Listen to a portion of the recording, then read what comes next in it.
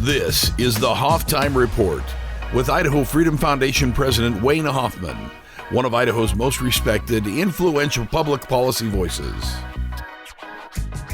Hi, everybody. Welcome to this special program. I'm Wayne Hoffman. I'm president of Idaho Freedom Foundation. I'm joined by Senator Zito and Representative Mike Kingsley. We're going to talk about the governor's State of the State address and your initial observations from the speech and any documentation you may have seen relative to what the governor is planning for this legislative session.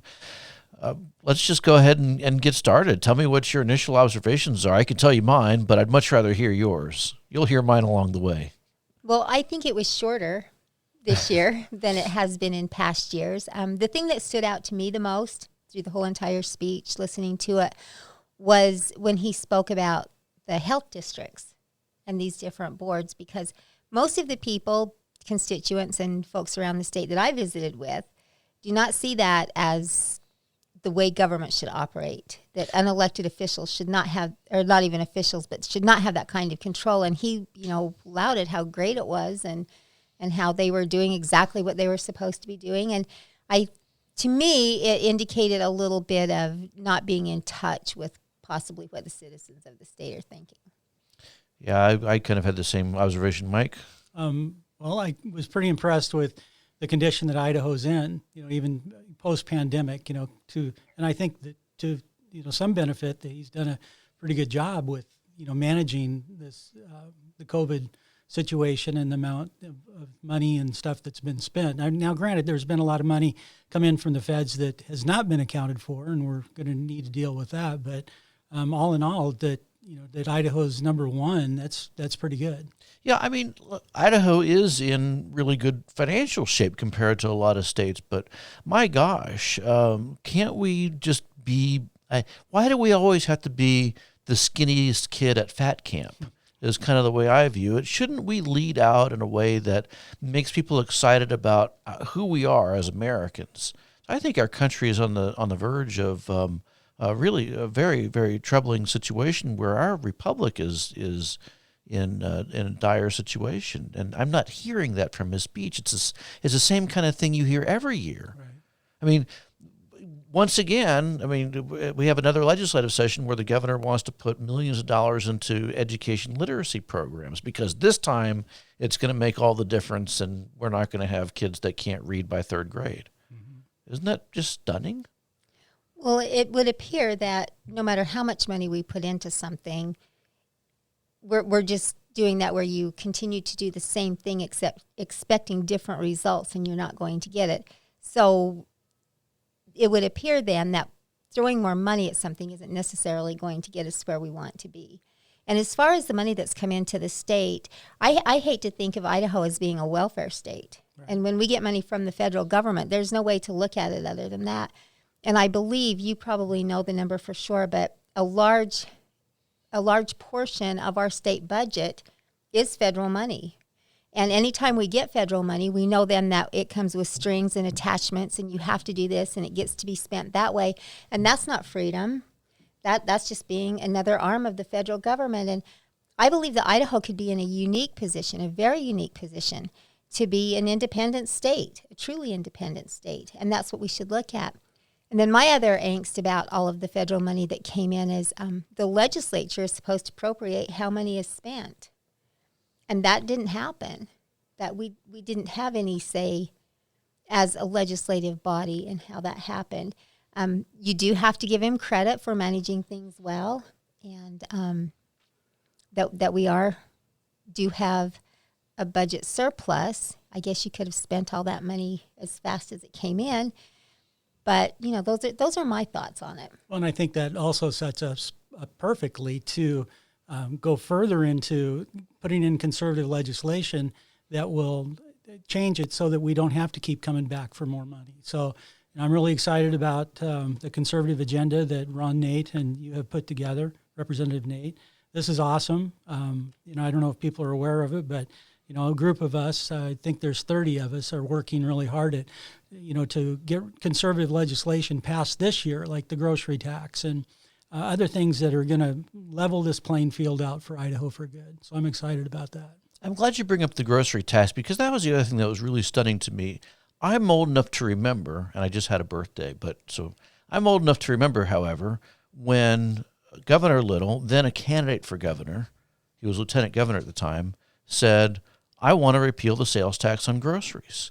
And so now we've gone through 3 legislative sessions, 2018, 2019, 2020, no repeal of the sales tax on groceries. He never talks about that in his proposals, his policy agenda to legislators, and he didn't do it this time. And in fact, if you look at his budget documents, when he talks about tax relief, the only thing that's mentioned in there is possibly doubling the grocery tax credit.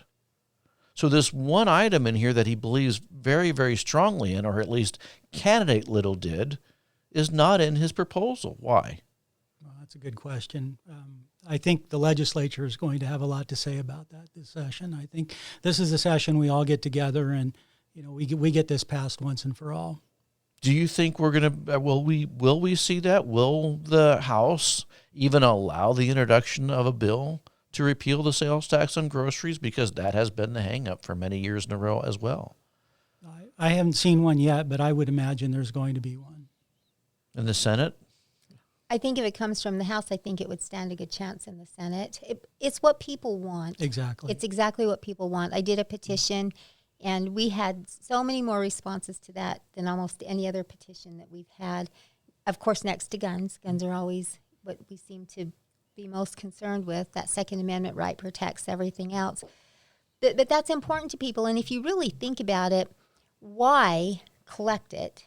Why go through the motions? Why put businesses through it and everyone else to collect the grocery tax, hold on to the money, process it, and then have to go through the processing again to send it back? And then it doesn't go back equally.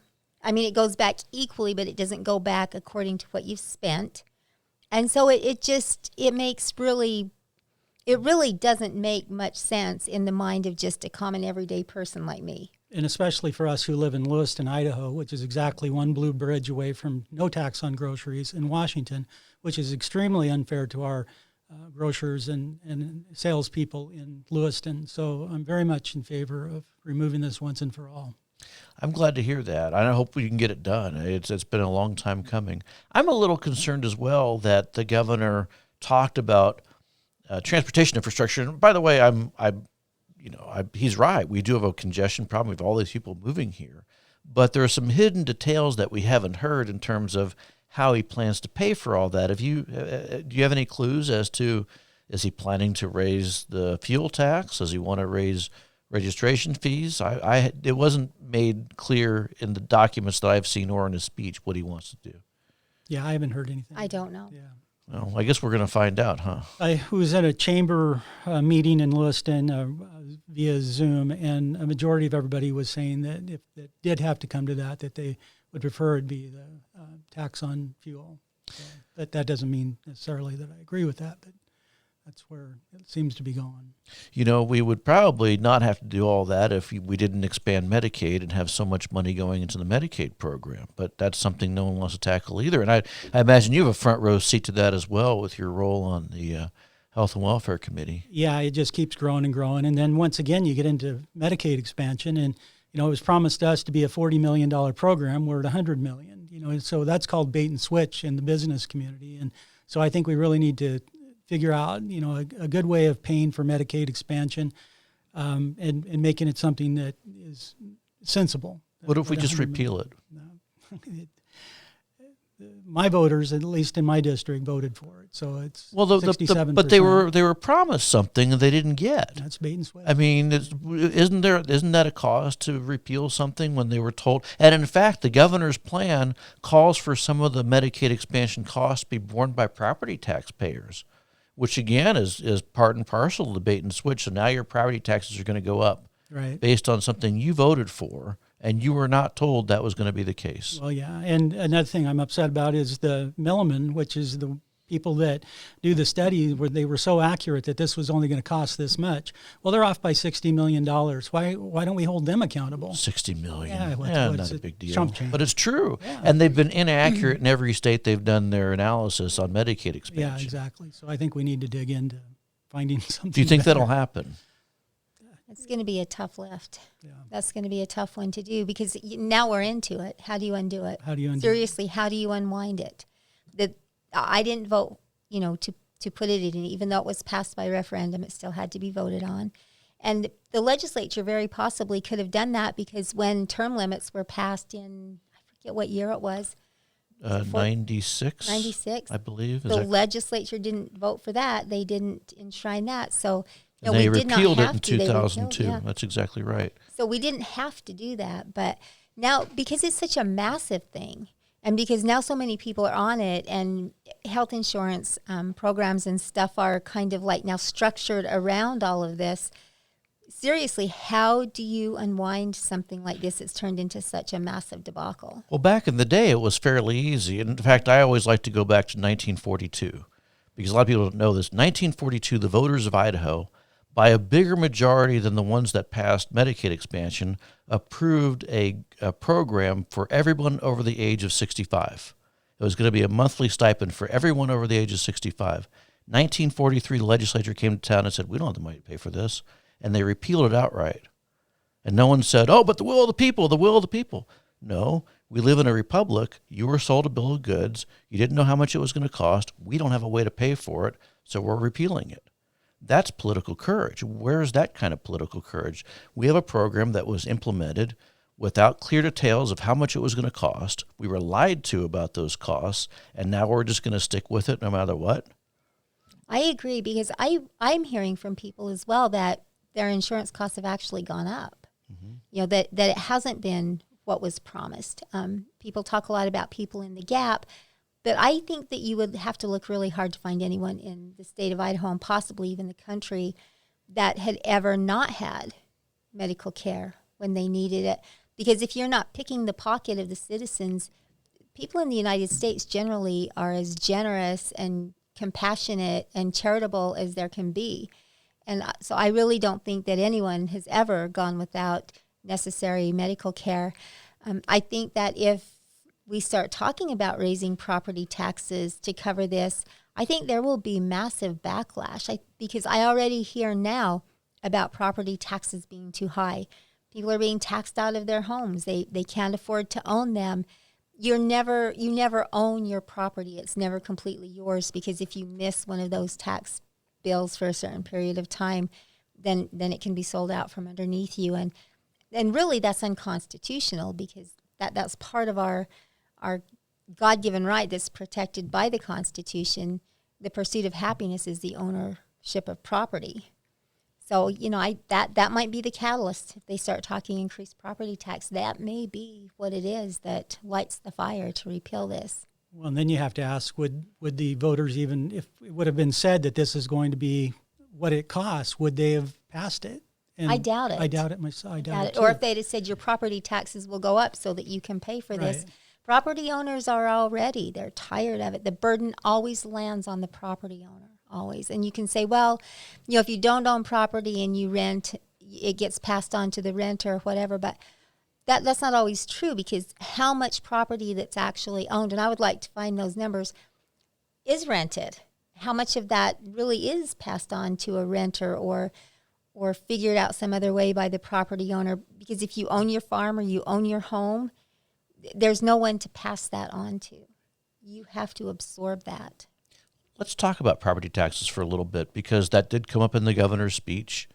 He didn't reveal the details, but if you look at his proposal or the outline of his proposal, one of the things he talks about is raising the circuit breaker, which is a special property tax break for those who are of a certain age and income. Is that something that you believe is the right approach to dealing with the issue of rising property taxes, or is there a better thing to do? Well, my opinion is we've got to start making the hard cuts, not only on the state level, but at the federal level as well. Education and healthcare are just the increase is just astronomical. And instead of just keep putting more money into it, we need to be bold. We need to, what would be wrong with just redevising the way we do education? Get it back to reading, writing, and arithmetic and do the basics and let people decide where they want to do. I mean, we just have to, because at this point we're going to bankrupt not only our country, but our state if we stay on this path of just throwing more money at it. So we talked a little bit ahead of time, but I really think we're at the precipice of either becoming a socialist country or we're going to become a republic the way the Constitution. And we got to be one way or the other. We just can't have them both ways. You can't keep taxing people to the point that they're bankrupt. But yet you can't keep spending on the other side of that as well. So, it's time that, Idaho, I hope we become the fortress. I hope Idaho becomes the example for all the other states that, we live by our words and we're honest and we pay our bills as we go, and we are the ones that people look to say, how did Idaho do that? And I think it's time for brave people like Christine, myself, and other legislators to rise up and say enough is enough. What do you think? Well, I agree. We have to decide as a people, do we want the government to take care of us? Do we want the government to do everything for us? Part of how property taxes are determined, as we know, are based on county budgets. Okay, so do we want our counties and do we want our cities to provide everything for us? I mean, yes, we want libraries. Yes, we want some of these things. But do we really need them to provide every little thing that we think we want for recreation and everything else all the time? To me, those are places where private industry should be. I mean, if we want a football field, let private industry build a football field. That's the way it should be. But you can't, everybody blames this on the state legislature, but I see it as much the responsibility of our counties as well to trim their budgets, and then that will go back to the citizenry. We've got to be aware of what happens in our county commission meetings and our city council meetings, and you've got to know what they're planning on spending money on those upcoming budgets, because that goes all into the formula that determines the property tax. And property tax is not easy to understand, and I admit I don't completely have a full grasp on how this whole formula works and how it all comes about. I think that's part of the challenge that we have is it's very complicated how it all comes about. And then you start adding in levies and school bonds and for bonds for everything else that people think they have to have. We really have to take a look at what we expect from government. And if we want all of this stuff, then we've got to pay for it. If we don't want all of it, then we have to let our local and state officials know, no, we don't need you to take care of us. We can do it ourselves. It's interesting. When all the CARES Act money came into Idaho, we came up with an idea where we said, instead of taking that CARES Act money and growing government, why don't we take that money instead and use it to buy down the amount of expenses that property taxpayers will have to absorb? And quite a few taxing districts in the state said, nope, not interested in taking that federal money and buying down the property tax burden, which was just stunning to me. And some county elected officials said, oh, well, it's not going to be a lot in relief anyway. I think in Ada County, where I live, I think on my house it was about $100. Well, it's $100 that I wouldn't have otherwise that the county would have gotten a hold of. But there are counties in the state and there are cities in the state that refused to use that money to give relief to their residents. Meanwhile, they have no problem taxing you to pay for the lobbyists that go down to the Capitol and work against you and argue in favor of increased government. I think there's a real disconnect. And on top of that, you get your property tax notice, and there's 10 different agencies there that are all holding budget hearings. I mean, who has time to keep that? I'm involved in the public policy space. You guys are involved in the public policy space. Name all the different people that are behind those different agencies. There's about 30 to 40 different folks that are elected, and you can't possibly name them all. And yet here you are expecting the residents of our state to do that, so there's no accountability, but they're spending your money. It is a tough thing, and I don't know how. There's so much to look after and so many places for us to be right now. And so sometimes I tell people I feel like I'm standing in the middle of a pack of wolves, and everywhere I turn, there's somebody or something coming at us on some issue. And we do live in challenging times right now. Right, which is all this to say, going back to what Mike said, so raising the circuit breaker is the best we can do. We're talking about fundamentally examining the role of government. Exactly. Instead of are. just maintaining the status quo and throwing a nugget to people who happen to be of a certain age and income demographic. That just sounds mean and not very well thought out.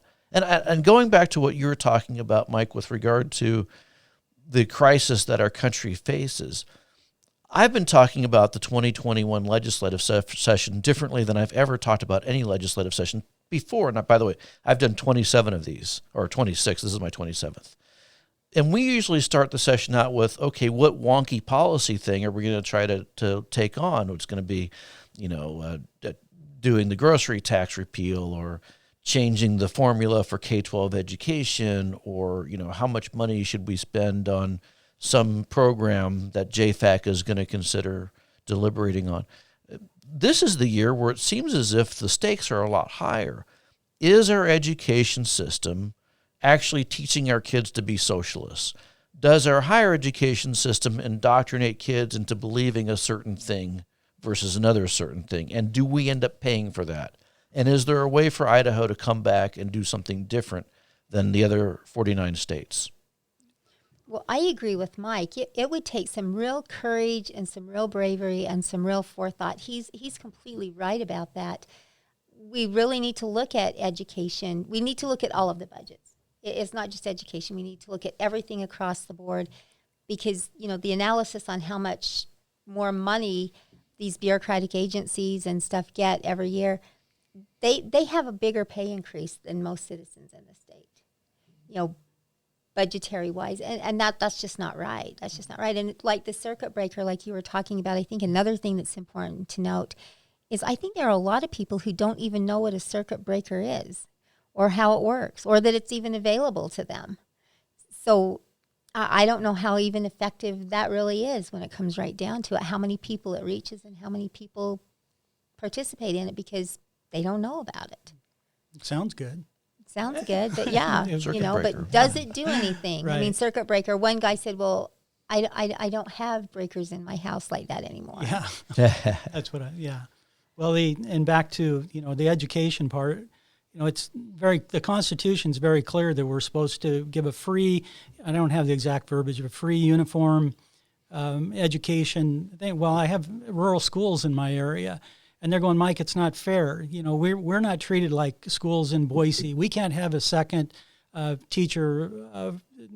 second language teacher, but yet they get that in Boise, and they get this here in Boise, and we don't get that. And so this guy was really upset, and he was very passionate about, if the Constitution says this is the way it's supposed to be, then we need to return to those things. And I go, well, think about that though. Do you really want a second education, or second ESL. language? I'm sorry, second language taught in Juliet, Idaho?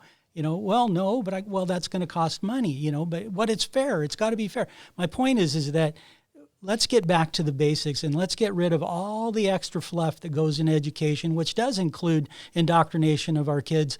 And let's get back to the basics, and let's teach that and give the kids a real firm foundation, and then let them decide, and their parents decide, and their guardians decide which way they want to take the further, and the kid, which direction they want to go with education. I'm a firm believer in career technical. I think that's the right way. I think that's worth the investment that we're making in career technical. But start those kids at 14, 15, 16 years old, directing them into those careers that they might want to go to, but not at a lot of expense. I think the parents should be able to decide that. Free, uniform, and thorough are Thank the you. words. That's the words. Which I always find kind of interesting, because, if you're going to, I don't know, even nothing that's valuable in life would you ever assign those words to: free, uniform, and thorough. I want a new car, but make sure that it's free, uniform, and thorough. I want my car to be exactly like my neighbor's car. Right. I mean, you want your car to be a little bit better, right? And then we do things like Common Core, where we say we want our education centers to be exactly like everyone else's, because that's what you want. I don't think so. And so maybe we should actually take a look and say, is this system that we devised in 1890 that was based upon essentially building a society that was accommodating to the Industrial Revolution? You want to have people that are skilled at standing in an assembly line and pushing out widgets, and they won't argue with you, and they won't worry about the details. They're just going to do what they're told to do. Right. And isn't that exactly what the fruit that we're now sowing?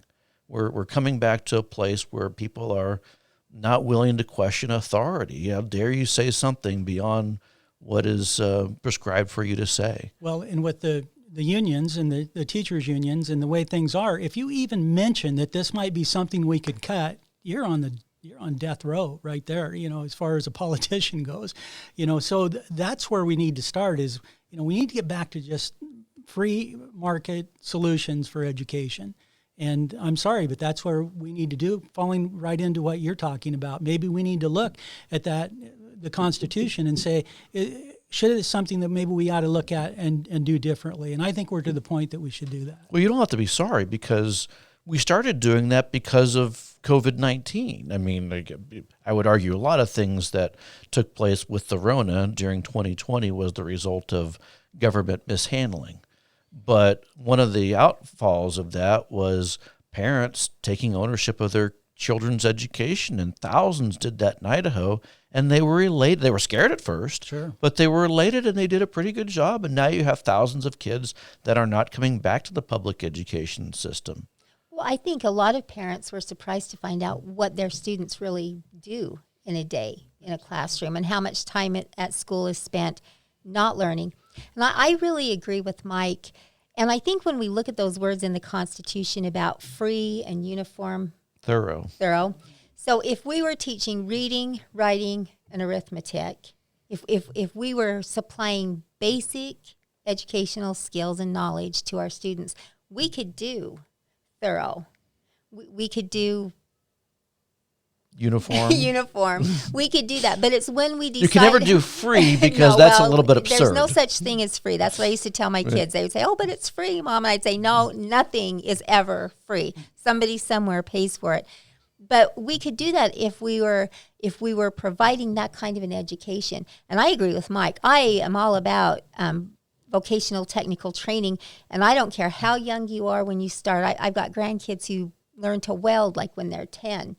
And when someone graduates from high school and they have a job-ready skill, then they can decide if they want to go on to college. But how many people do we see that spend however many hundred thousands of dollars on a college degree, and then they end up running a backhoe because they can make so much more money?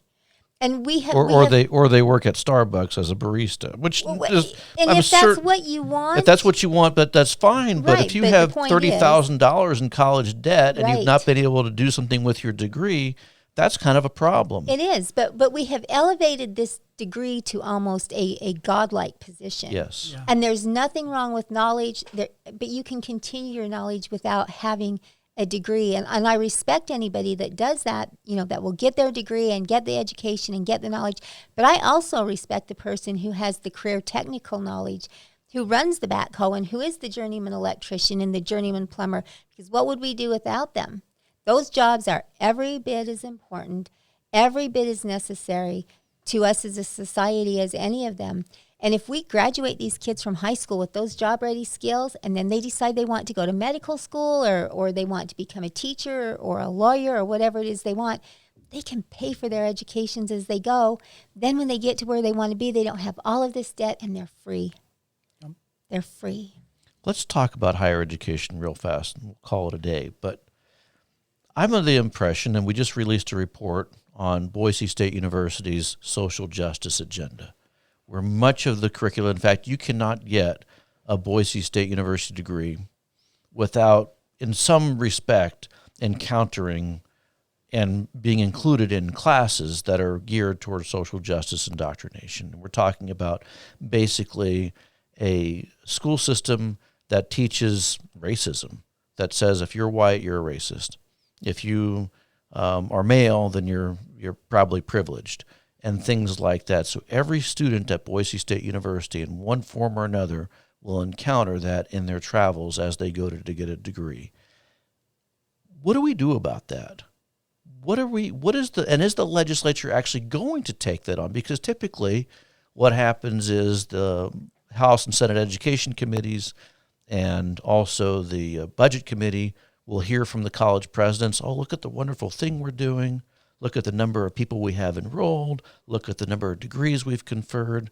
We got this federal grant to study something. Now give us more money.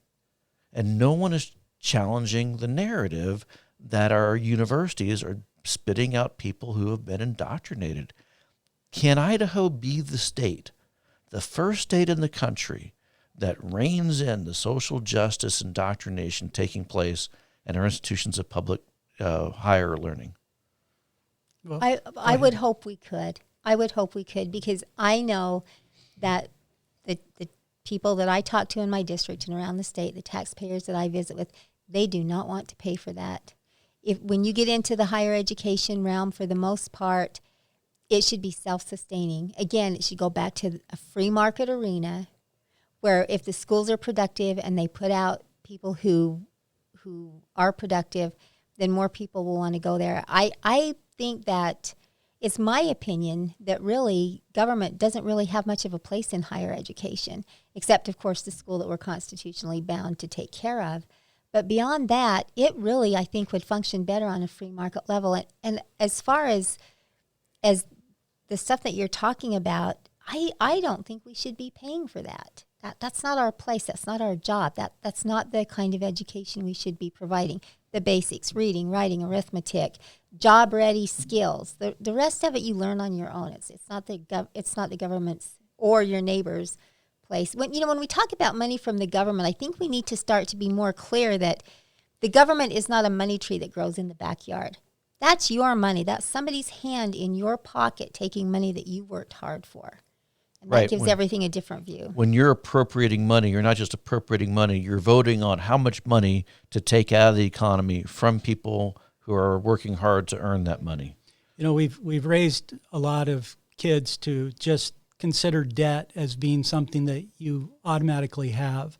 And you look at our federal government and the borrowing of the money with $27 trillion of debt with they're not even talking about ever paying it back or how they would even attempt to do that. And I don't even think kids understand how much $1 trillion is, that how much money that is. So, it's like my daughter would go, well, I'll just go ahead and take more classes because it's just a student loan. Everybody has them.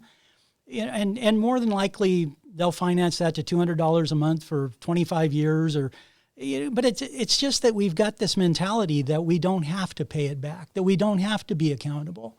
And I think, and I'm partly to blame. I've raised my kids like, well, go borrow money, buy a car.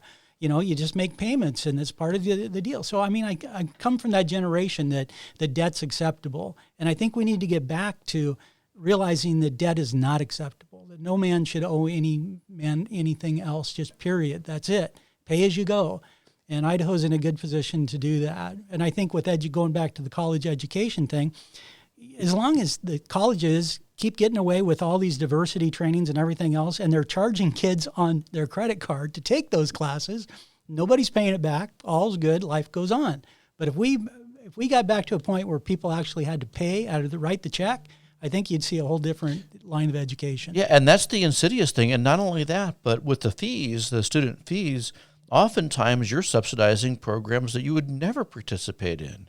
If you go to Boise State University, you pay a fee to supplement the funding for the Gender Equity Center, which then goes out and promotes the LGBTQ agenda, and you don't have a choice. Mm-hmm. You're just forced to pay for that. But what if you had a bill that perhaps said, you know what, students should have a chance, they should have an option. So when they get their tuition and fees statement, they can check off which ones. And the ones that want to support the Gender Equity Center, or at the University of Idaho, the LGBTQ office, I can't ever get the letters correct, where you want to support the inclusive, excellent student government at Boise State University, you check that box. But if you don't check that box, they get no money. And I suspect you could save probably about a third of the cost of fees for these students who are struggling to make ends meet. And especially parents that are paying, the ones that are writing the check, they might want to say, hey, do we really need this? Which would be a great thing. So that's a great idea. It'd be a great idea. It is. And not only that, to go beyond legislation, we really need to encourage the citizens of our state. If you don't agree with it, shop for another school. There's more than one university. There's more than one college. If these colleges and universities are promoting ideals that you're not in line with, go somewhere else. The same with stores, same with businesses. We speak loud with our money.